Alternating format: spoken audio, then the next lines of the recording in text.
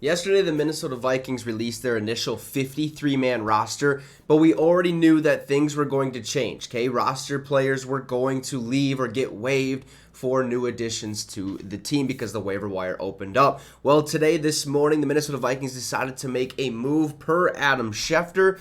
Running back Myles Gaskin, released yesterday by the Miami Dolphins, is signing today with the Vikings active roster. Per source, agents Drew Rosenhaus and Ryan Matha confirmed the deal with Minnesota, where Gaskin will now be reuniting with this former head coach, Brian Flores, who is the Vikings or our defensive coordinator. In order to make this move, we had to release somebody, we had to waive somebody, and it made sense that this guy would get waived because there was trade discussions already happening around him, basically, well, up until that initial 53-man roster had to be set. So yesterday by 4 p.m.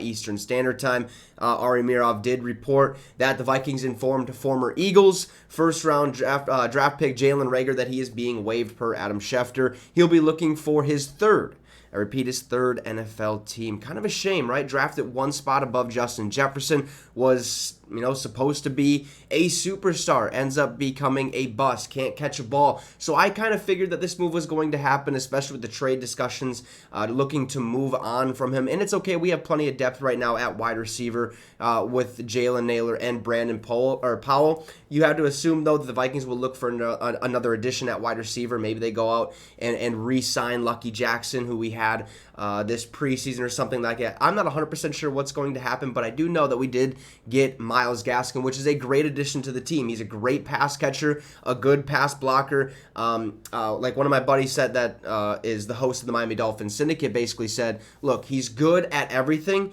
but he's great at nothing.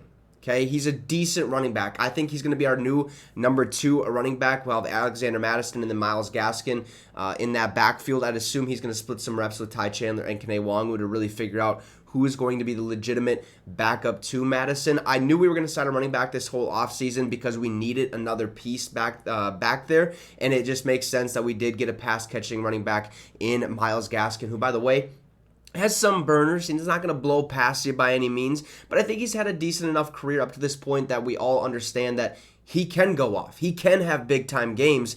It's just very far and few in between, or whatever you want to say. But this is a big move. I really like it. More moves will come to really get this 53-man roster how the general manager, Kwesi Adofo-Mensah, wants it and how Kevin O'Connell wants it, and how us as fans want it to look heading into the regular season. We still need to sign a different offensive lineman. Okay, we need to make that a priority right now. Potentially a DB. I think I heard a rumor Duke Shelley's available on the waiver wire. It'd be kind of cool to see him come back. I'd have to double check on that whole situation, but I could be completely wrong. It was just something I seen real quick.